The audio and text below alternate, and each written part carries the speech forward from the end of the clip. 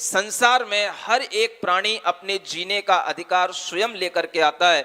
इसीलिए भगवान महावीर स्वामी ने उस सारी अहिंसा को एक सूत्र में पिरोया और उसका नाम दिया जियो और जीने दो।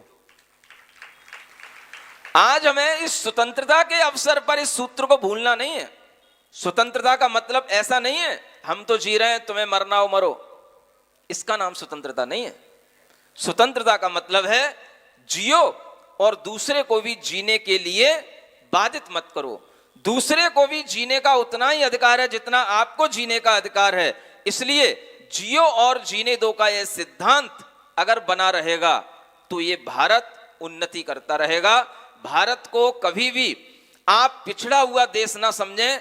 भारत के अंदर अगर कृषि प्रधान देश था कि अगर उसे गौरव प्राप्त था, आज भी अगर भारत में कृषि की प्रधानता रहेगी, टेक्नोलॉजी भले ही कम रहे लेकिन अगर कृषि की प्रधानता भारत के अंदर रहेगी तो ये भारत हमेशा समृद्ध रहेगा, उन्नत रहेगा और दुनिया के सब देशों में अशांति होगी लेकिन भारत के अंदर शांति होगी। दुनिया के सब देशों में गरीबी होगी लेकिन भारत के अंदर अमीरी होगी, क्योंकि यहाँ का आदमी अमीर होता है अपने संतोष से, अपने चारित्र से, अपने दया की भावना से। दुनिया में ऐसा कहीं भी आदमी देखने को नहीं मिलता जो यहाँ के आदमी के अंदर ये भावना पाई जाती है। इसलिए आप टेक्नोलॉजी को जितना आप डेवलप कर रहे हैं वह टेक्नोलॉजी कभी भी अहिंसा के घात के लिए नहीं होनी चाहिए। आज हम देखते हैं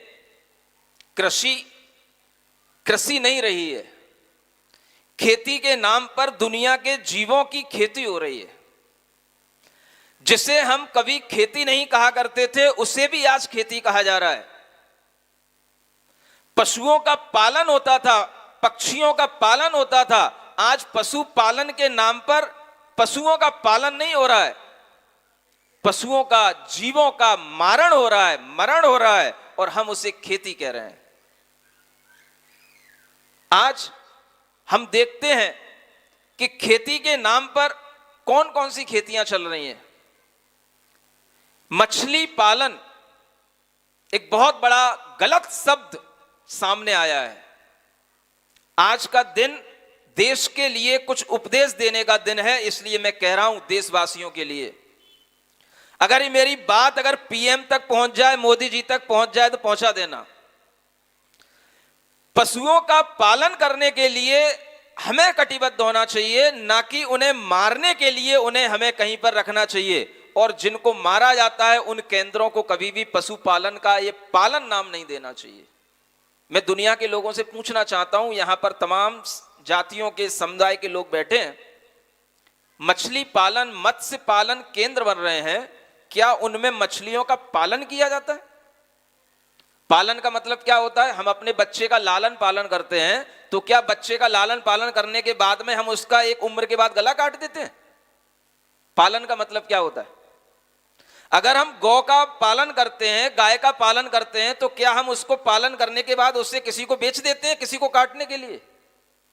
ये मत्स्य पालन केंद्र, ये शब्द कितना गलत है। इस शब्द के ऊपर आपत्ति लगानी चाहिए। जैनों को नहीं, हर समुदाय के लोगों को इस शब्द के ऊपर आपत्ति लगानी चाहिए कि ये मत्स्य पालन केंद्र क्यों कहा जा रहा है। इसको मत्स्य मारण केंद्र कहो, हमें कोई आपत्ति नहीं, लेकिन इसको पालन कहा जाता है। मछलियों का पालन आप क्या करेंगे? बड़े बड़े तालाब खोदे जा रहे हैं, मछलियां उनमें जन्म लेती हैं, उन्हें उत्पन्न करने के लिए उसमें बीज डाले जाते हैं। जब मछलियां उसमें बन जाती हैं तो फिर उनको निकाल करके उन्हें मछुआरों को भेजा जाता है, उनको मारने और काटने के लिए भेजा जाता है। मछलियों से कौन सा जीव का पालन हो रहा है? क्या हमें अब यह समझाना पड़ेगा कि मछली में भी आत्मा है कि नहीं है? मछली को भी आप जीव मानते हैं कि नहीं है? क्या हमें यह भी आपको अब समझाना पड़ेगा कि मछली की तरह अन्य भी जो खरगोश आदि ऐसे छोटे छोटे कछुए आदि ये जीव हैं, इन सबको भी उसी तरह से मारा जाता है, इनमें भी जीव है कि नहीं? क्या ये भी अब तुम्हें भारतवासियों को समझाना पड़ेगा? अगर तुम्हारी बुद्धि इतनी भ्रष्ट हो चुकी है तो इस स्वतंत्रता का कोई अर्थ नहीं है।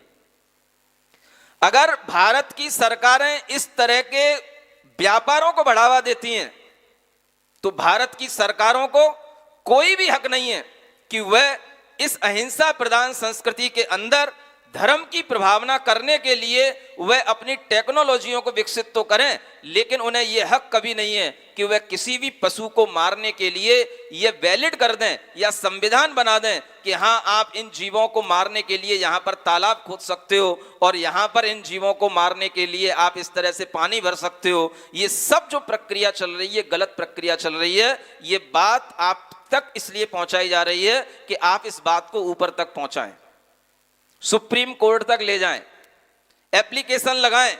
ये गलत तरीके हैं। आज भारत के अंदर जो भी गलत होता है वो सुप्रीम कोर्ट तक पहुंचता है, चाहे राजनीतिक तरीके से हो, चाहे धार्मिक तरीके से हो। अगर राजनीति में भी कहीं रेवड़ी बट रही है तो वो भी, उसका भी समाधान सुप्रीम कोर्ट करने के लिए तैयार है, उसको भी सुप्रीम कोर्ट के पास तक पहुंचा दिया गया।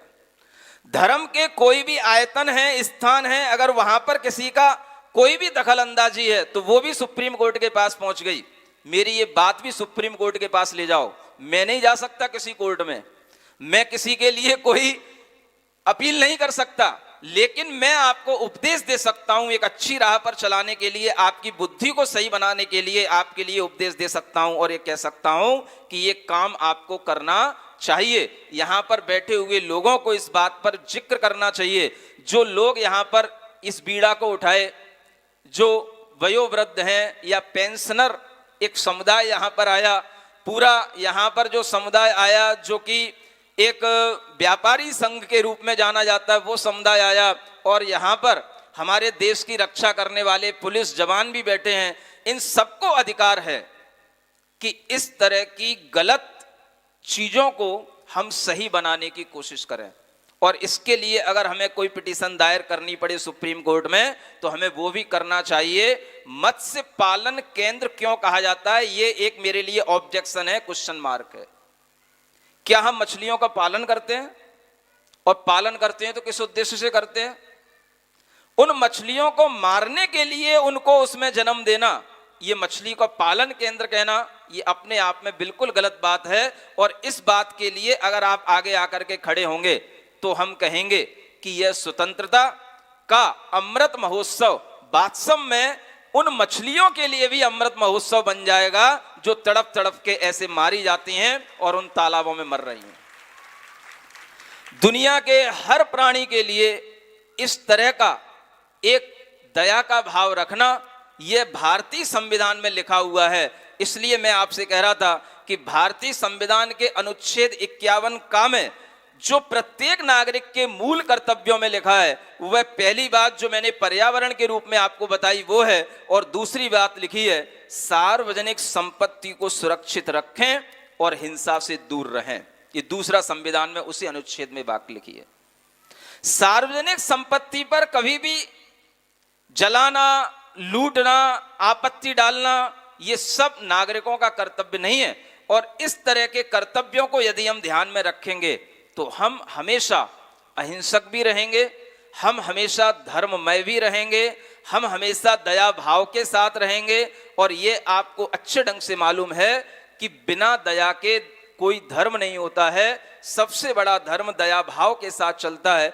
हम अपने देश की उन्नति उसी दया, उसी अहिंसा से चाहते हैं जिसका अमृत महोत्सव आज आप मनाने बैठे हैं।